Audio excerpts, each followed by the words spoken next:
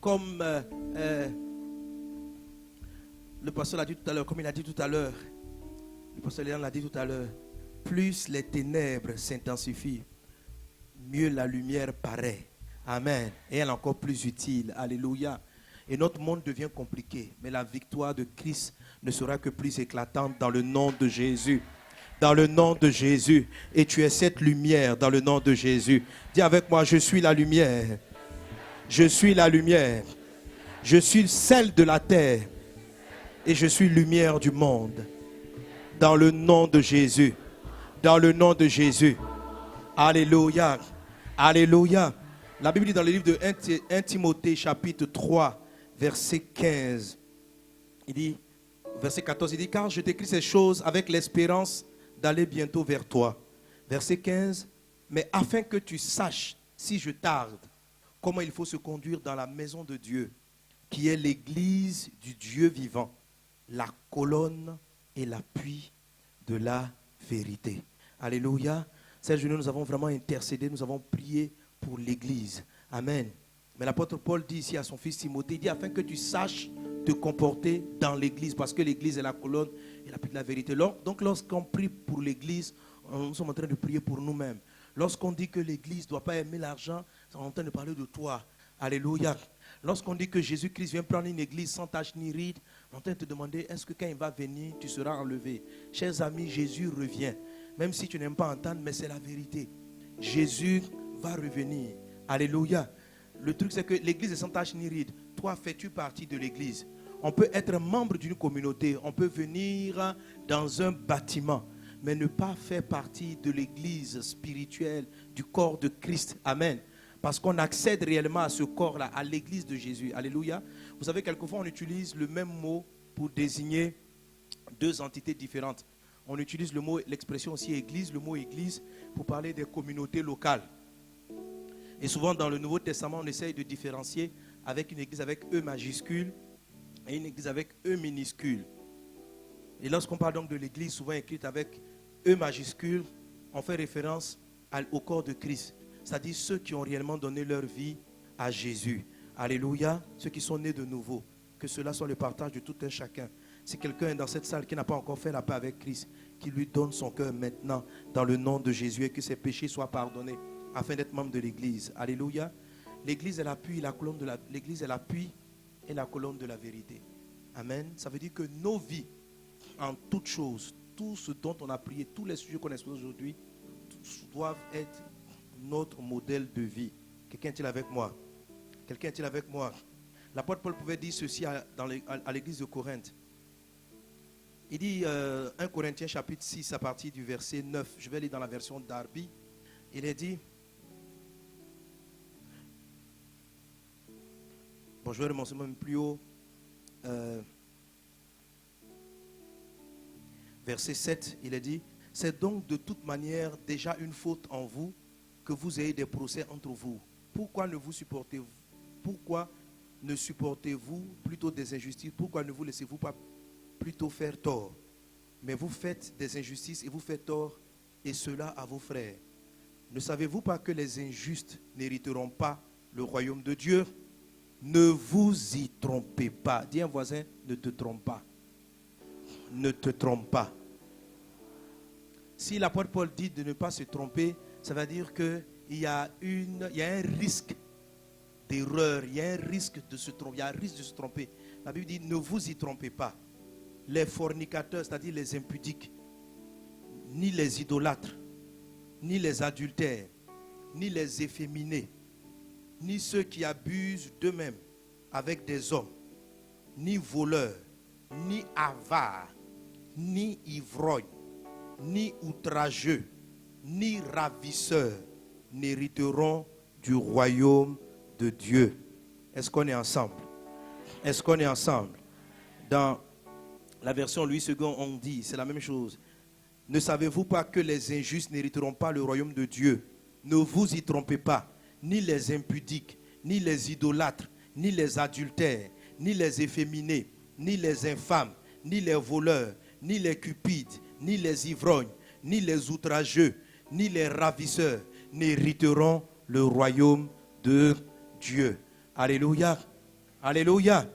Alors, Dieu veut te dire de ne pas te tromper. Ce sont des choses que nous connaissons, qui sont peut-être évidentes. Mais il y a beaucoup de gens qui viennent dans l'église, petits eux, et qui jouent avec ce genre de choses. Même si le monde commence à accepter et à légaliser l'homosexualité, si tu fais ces pratiques, frère, tu ne seras pas enlevé. Si tu meurs, tu t'en vas en enfer. Si tu n'es pas marié, tu vis dans l'impudicité avec ton fiancé, avec quelqu'un, tu viens à l'église. L'apôtre Paul dit, il ne faut pas te tromper. C'est-à-dire, il ne faut pas te laisser séduire. Il ne faut pas croire que c'est parce que tu chantes bien. Il ne faut pas te tromper. Il ne faut pas croire que c'est parce que tu as prié, ta main a tremblé, ou qu'on a prié pour recevoir le parler en langue. Tu as commencé à prier en langue. En tant que tu es dans l'impudicité, la Bible dit, il ne faut pas te tromper. Celui qui vit dans l'impudicité ne peut pas hériter le royaume de Dieu. Lorsqu'on dit que le Seigneur vient prendre une église sans tache ni ride, l'église qui va enlever, tu vois, aujourd'hui on a prié pour l'église. Il ne faut pas avoir une vision virtuelle d'un groupe de gens, un truc qui est flou, on ne sait pas c'est qui. Quand on dit on vient prendre l'église, on vient te chercher. Et si ces choses-là sont en toi, amen. Voilà, quand on vient prendre l'église, ce n'est pas vase d'honneur. Amen. Ce n'est pas assemblée de Dieu, ce n'est pas catholique. C'est un ensemble de personnes qui marchent dans la parole, qui se sont réellement convertis, qui marchent dans la parole de Dieu. Et comme nous sommes dans la fin des temps, où ces genres de choses-là sont dans l'église et certains peuvent commencer à être indulgents envers le péché, vis-à-vis du péché. Il est bien de rappeler cela le jour où nous prions pour l'église. Les menteurs n'hériteront pas le royaume de Dieu. Si tu mens à tes amis, tu racontes des choses qui ne sont pas vraies. Tu mens, tu es sur le chemin. Non, mais je suis sérieux. Il ne faut pas rire avec ça. Non, je te parle de la part de Dieu. Dieu veut te parler. Tu vois, il ne faut pas... Tu joues aux chrétiens. Alléluia. Mais dans la vie, tu mens. Ce qui sort de ta bouche n'est pas vrai. Tu racontes des choses qui ne sont pas vraies. Et tu sais que ce n'est pas vrai. Tu blagues les gens, tu trompes les gens.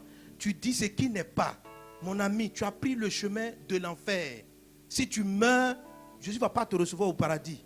Même si tu as chanté, tu as joué, tu as dirigé, tu as prêché, tu ne vas pas partir. Il faut te repentir. Il faut changer de vie. La parole de Dieu est la vérité. Les menteurs ne vont pas aller au ciel. Les outrageux, les gens qui aiment insulter, les orgueilleux. Jésus vient prendre une église sans tache ni ride. Et si on continue, on va dans le livre de 1 Jean. Il dit ne vous y trompez. Là encore, il parle de ne même pas se tromper.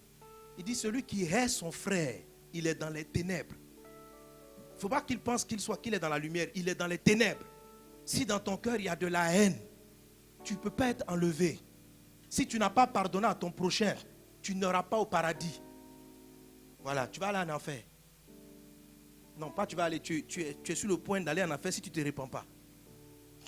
Donc, il ne faut pas te tromper avec la fausse piété. Il ne faut pas te tromper en faisant semblant. Dans les impudiques, les masturbeurs, ce sont les impudiques aussi. Eux tous.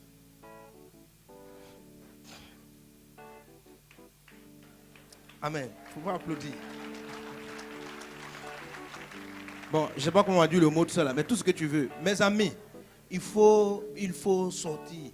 Il faut, les infâmes, ceux qui sèment les troubles, qui sont là dans les groupes, qui critiquent, qui mettent des amis en palabres, qui racontent des petites choses et qui savent très bien que ça va créer des troubles entre les gens.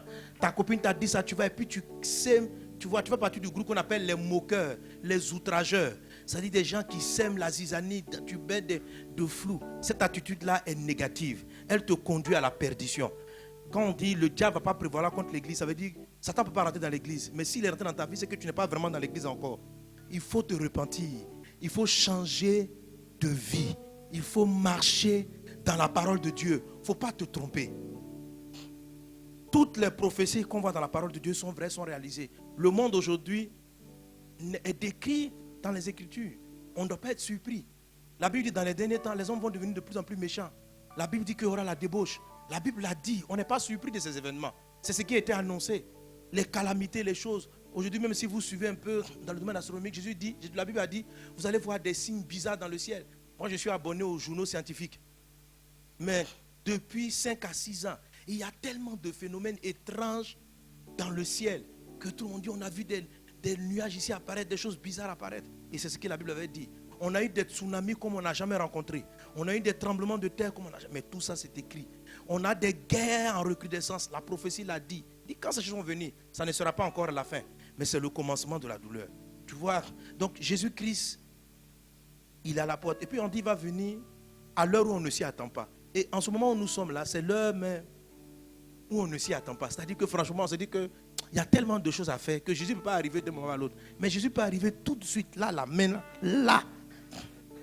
Parce que s'il va arriver à l'heure où on s'y attend, c'est que la parole n'est pas conforme. Oh, c'est-à-dire qu'il doit nous surprendre. Nous, on est convaincus, on a fini de faire nos calculs mathématiques. Il ne peut pas arriver. Jésus va nous surprendre. Tous nos calculs, toutes nos prévisions. C'est-à-dire qu'on sera en train d'avoir des visions encore. On dit, je sais que Dieu va faire.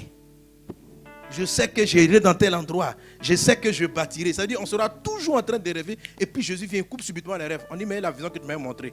Il dit, j'ai dit, j'allais surprendre comme un voleur. Donc, amen. Et le voleur, tu fais tes prévisions, tu mets l'argent à la banque, tu fais tout ça. Donc ça veut dire qu'il n'y a pas un moment donné dans l'histoire de l'église où Dieu va arrêter les visions, où Dieu va arrêter de voir le futur, où Dieu va nous... À un moment donné, on va dire, frère, depuis là, plus personne ne voit ce que Dieu va faire dans 20 ans. C'est-à-dire, un coup, toutes les visions du futur ont disparu. Alors tous les pasteurs se retrouvent et disent, l'affaire est bizarre. J'ai des révélations sur un mois encore, mais après un mois, là, Dieu ne me dit plus rien. Et puis, non, ça ne va pas arriver. On aura encore des révélations sur 4 ans futurs. Et puis, Jésus va venir le même jour. Après, on va lui demander, mais pourquoi tu nous as donné ça? Il dit, mais j'ai dit, j'allais vous surprendre. Donc, alléluia. Alléluia. Gloire à Dieu. Gloire à Dieu. Alors, on est dans un monde qui est en train de se corrompre. L'Église doit garder la vérité. La ligne de la vérité. Et dans cette période-là, ceux qui vont rester droits seront des lumières qui vont briller. Et je crois dans le nom de Jésus que tu fais partie de ces lumières-là dans le nom de Jésus.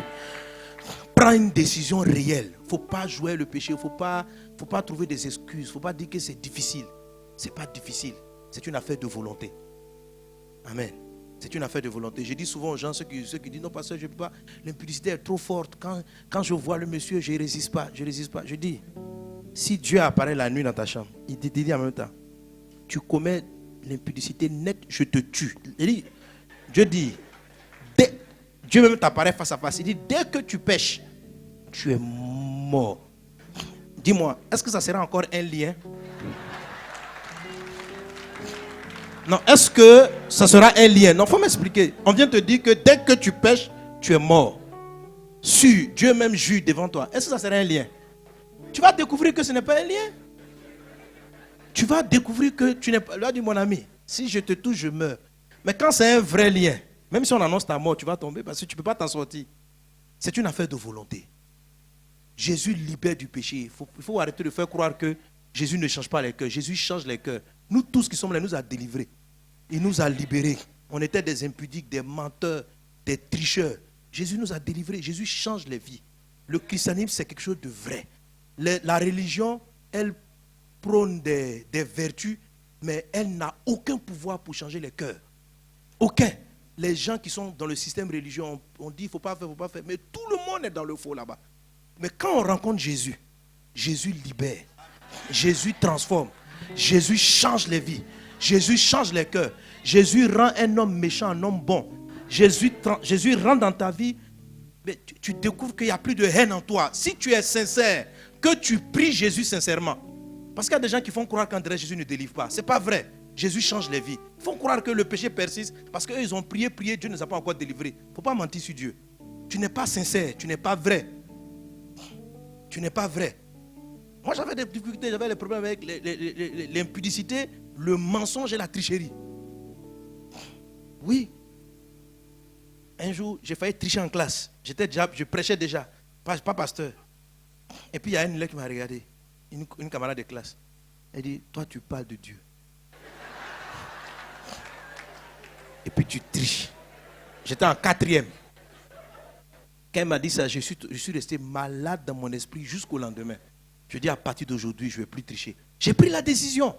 Il faut prendre des décisions. Il faut prendre les décisions d'être dans le vrai. Il faut prendre des décisions d'être une église sans tache ni ride. L'impudicité, la sorcellerie, la magie doivent pas être citées dans la maison de Dieu. Il ne faut pas faire ce genre de choses comme ça. Il faut pas, pour ça, je ne dis même pas, je trouve que quand même les chrétiens ne vont pas. Mais j'ai appris ces temps-ci qu'il y en a même qui vont voir des féticheurs, des marabouts pour avoir des choses et qui viennent à l'église. Là même, c'est encore plus grave. Non, en fait, tous les péchés sont graves. Tous les péchés sont graves. Mais pourquoi? Pourquoi? Il faut sortir de ces choses. Il faut arrêter la sorcellerie. Il faut arrêter le mal. Et il faut se tourner réellement vers Dieu, vers Jésus. Il faut marcher dans le vrai. Il faut arrêter l'adultère. Il faut laisser la femme qui n'est pas ta femme. Il faut laisser le mari là. Ce n'est pas ton mari. Même s'il t'a fait des promesses, même s'il te dit va divorcer pour venir te prendre, c'est illégal ce que tu es en train de faire. Ce n'est pas correct. Toi, tu ne peux pas supporter être marié et voir une femme étrangère venir arracher ton mari. Pourquoi? Sous prétexte d'un sentiment. Quel sentiment? Non, je l'aime trop, je suis trop attaché à lui. Sors de l'adultère. Répands-toi de ses œuvres. Elles vont te perdre. On va prier pour la sainteté. On va prier pour abandonner les mauvaises œuvres. On va prier pour être cette église, la Sainte Achnéride. Cette église qui est la colonne et l'appui de la vérité. Seigneur Dieu des cieux, fais grâce. Purifie nos cœurs. Éloigne de nous le mal. Renda baba shatarada bradas lorianda bros. Predeglarianda brada sharabara la glorianda brada satarada ba. Predeglarianda brada sharabara la glorianda bros. Aujourd'hui, nous prions pour l'église. Que chacun d'entre nous prenne des décisions importantes. La décision d'aimer, la décision de pardonner, la décision de vivre la sainteté, la décision de fuir l'adultère et de marcher, de vivre l'impudicité, de vivre dans la chasteté jusqu'au mariage, la décision de marcher droit, la décision de craindre Dieu, la décision de vivre ces choses, qu'elles soient réelles en nous.